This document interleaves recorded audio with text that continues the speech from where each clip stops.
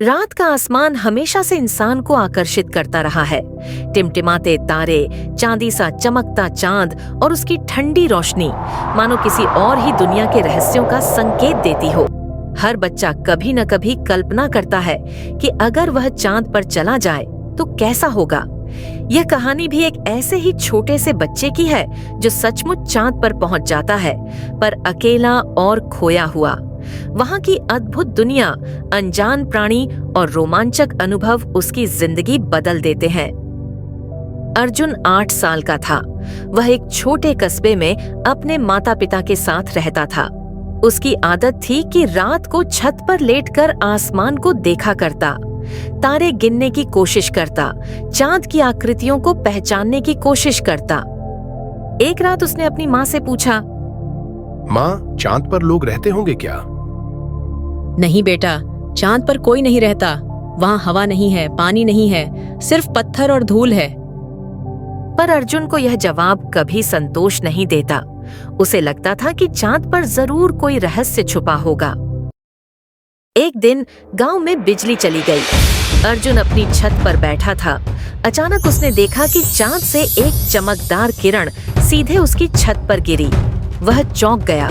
किरण मानो सीढ़ियों जैसी बन गई थी। जिज्ञासु अर्जुन बिना सोचे समझे उस किरण पर चढ़ने लगा। धीरे धीरे उसके कदम हवा में ऊपर उठते गए। माँ बाप नीचे कमरे में सो रहे थे। उन्हें कुछ पता ही नहीं चला। कुछ ही मिनटों में अर्जुन ने पाया कि वह धरती से बहुत ऊपर आ गया है। नीचे गांव छोटा सा लग रहा था और ऊपर सामने था पूरा का पूरा चांद। अर्जुन ने जैसे ही चांद की सतह पर कदम रखा, उसे अजीब सा एहसास हुआ। सब कुछ चमकदार था, लेकिन पूरी तरह से सुनसान भी। उसने चारों ओर देखा, सफेद धूल, ऊंचे ऊंचे गड्ढे और चांद के पहाड़। पर तभी दूर से चमकते रंग बिरंगे जीव दौड़ते हुए आए। वे न छोटे थे न बड़े, बल्कि किसी इंसानी बच्चे जितने। उनकी आंखें बड़ी बड़ी, कान नुकीले और शरीर से हल्की नीली रोशनी निकल रही थी। उनमें से एक ने अर्जुन से कहा, तुम कौन हो? धरती से आए हो क्या? हाँ, मैं अर्जुन हूँ और मैं खो गया हूँ। वो जीव अपने आप को चंद्रलोकवासी कहते थे। उनका नाम बड़ा अजीब था। एक का नाम था लुमी, दूसरे का झिर्रू और तीसरे का नीवा। उन्होंने अर्जुन को अपने घर चलने का निमंत्रण दिया। उनका घर किसी गुफा जैसा था, लेकिन अंदर प्रवेश करते ही सब कुछ चमचमाता हुआ दिखाई दिया। दीवारें क्रिस्टल की थीं और उनमें से नीली रोशनी निकल रही थी। अर्जुन को खाने को एक मीठा सा फल दिया गया, जिसका स्वाद धरती के किसी फल जैसा नहीं था। लुमी ने अर्जुन से कहा, तुम्हें पता है, चांद खाली नहीं है। यहाँ भीतर बहुत बड़ी दुनिया है, जिसमें नदियाँ, पेड़ और अद्भुत प्राणी रहते हैं। पर यह रहस्य धरती वालों को नहीं पता। तो क्या मैं देख सकता हूँ वो दुनिया? झिर्रू बोला, हाँ, लेकिन वहाँ जाना आसान नहीं है। उसके लिए स्वर्ण द्वार पार करना होगा। अगले दिन वे सब अर्जुन को लेकर स्वर्ण द्वार की ओर चले। रास्ते में गहरी खाइयां, ऊंचे पहाड़ और चमकदार गुफाएं आईं। अर्जुन हर चीज देखकर हैरान था।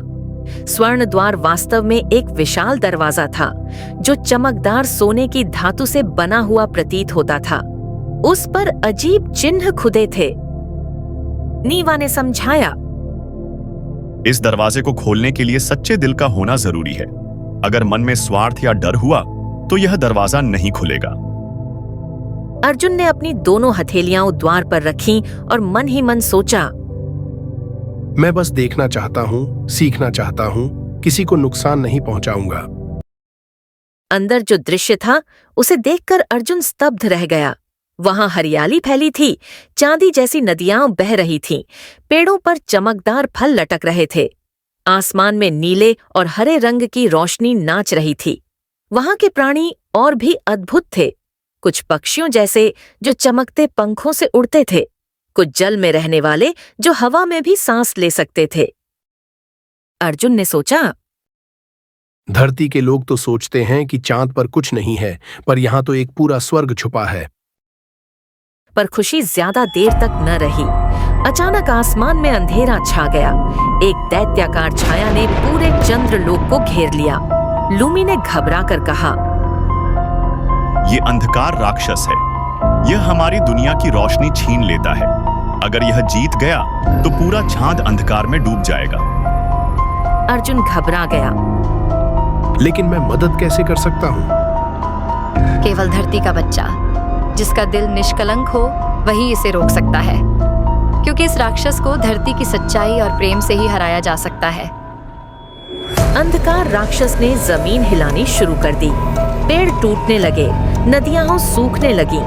अर्जुन डर गया, पर उसने अपने गांव की याद की, अपनी माँ की मुस्कान, अपने पापा की बातें, दोस्तों का खेल।